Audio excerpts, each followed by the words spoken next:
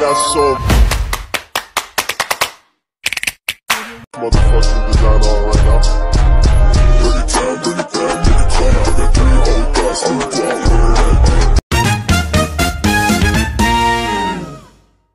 A day in my life as a HM student. The hospitality and tourism industry thrives on creating positive experience for its guests. While excellent service and quality amenities play a crucial role, the appearance and hygiene of staff members are often the first and most lasting impression guests receive.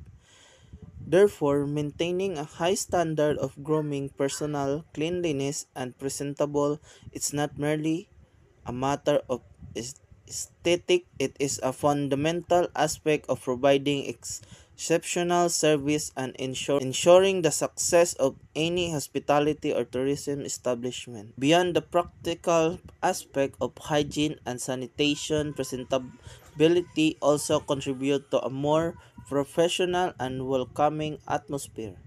A consistent dress code and well-maintaining appearance create a sense of unity and professionalism among staff members. This not only enhances the overall image of the establishment but also fosters a more positive and efficient work environment. When staff members feel confident and presentable, they are more likely to provide exceptional service and interact positively with guests. This contributes to more enjoyable and memorable experience for the guests, increasing customer satisfaction and loyalty. A whole-groomed individual dressed in clean and appropriate attire professionalism, com- competence, and care. This immediately installs confidence in the guest and set a positive tone for their experience. Furthermore, personal hygiene is paramount for maintaining a sanitary environment.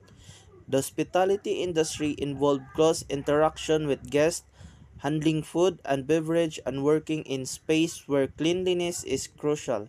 Poor hygiene practices can lead to the spread of germs and illnesses, potentially harming both guests and staff.